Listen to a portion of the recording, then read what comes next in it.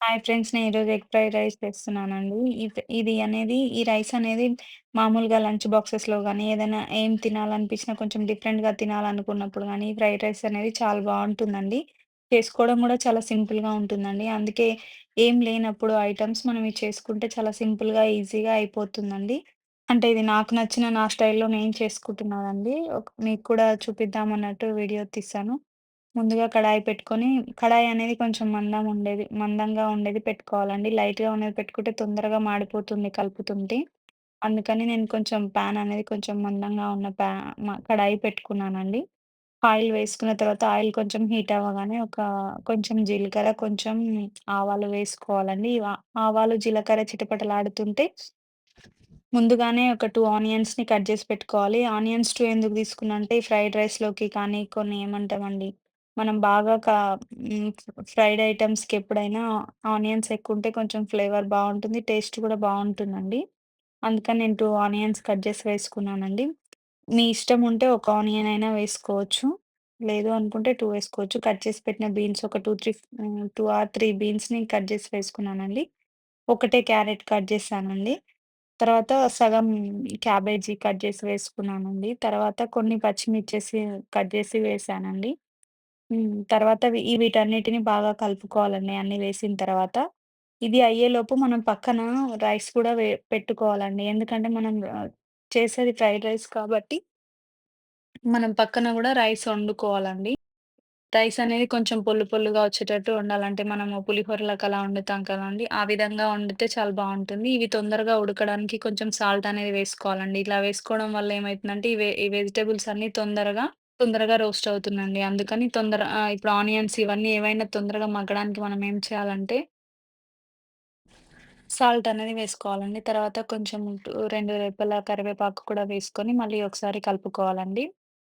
మనం ఇది ఎంత కలిపితే అంత బావుంటుందండి. అంటే మనం బయట తెచ్చుకుంటాం గదండీ! ఆ స్టైల్‌లో కలపడం అంటే మనకు రాకపోవచ్చు. కాకపోతే మన స్టైల్‌లో మనం కలపాలి.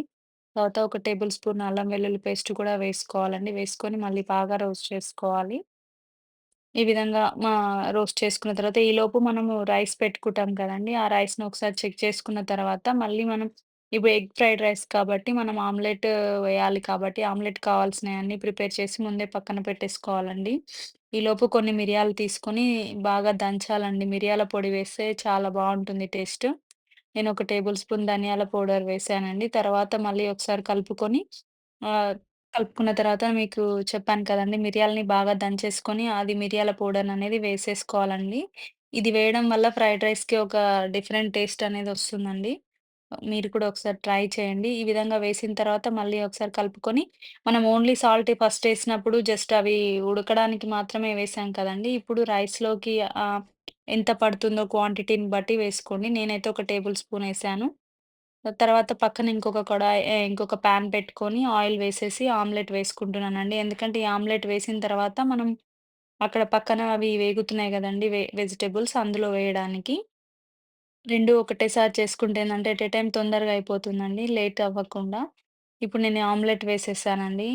ఈ ఆమ్లెట్‌లో గూడా నేను కొంచెం కారం, చిటికెడు ఉప్పు, తర్వాత కొంచెం పసుపు వేసేసి వేసేసానండి. ఇంకా వేరే ఏం వేయలేదు. ధనియాల పౌడర్, అల్లం వెల్లుల్లి పేస్ట్ ఇవన్నీ ఏం వేయలే. ఎందుకంటే ఆల్రెడీ అన్నీ అందులో ఉన్నాయి గదా! జస్ట్ ఓన్లీ ఆమ్లెట్ ఏసాను సింపుల్‌గా.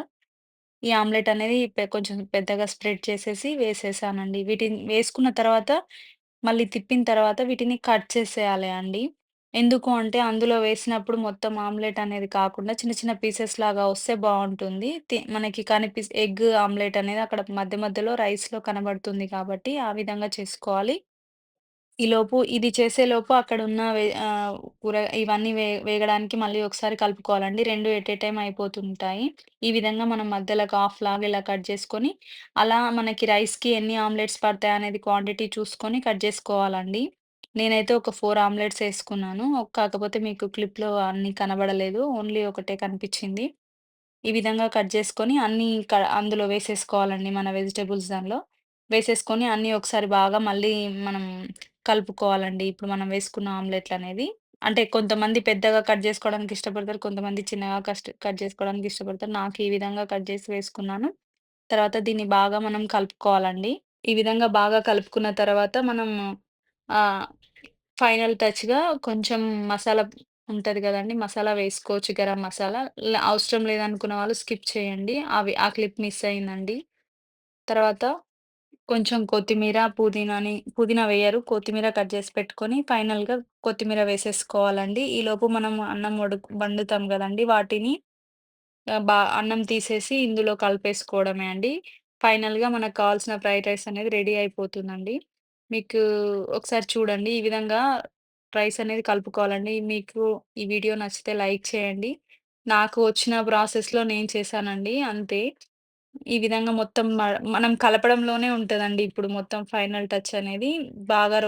బాగా స్పీడ్‌గా కలుపుతారా అంత స్పీడ్‌గా మనకు రాదు కాబట్టి మనకొచ్చినట్టుగా కలుపుకోవడమే అండి. టేస్ట్ మాత్రం సూపర్‌గా ఉంటుంది అండి. ఒకసారి టైమ్ ఉంటే ట్రై చేయండి. Thank you. బాయ్.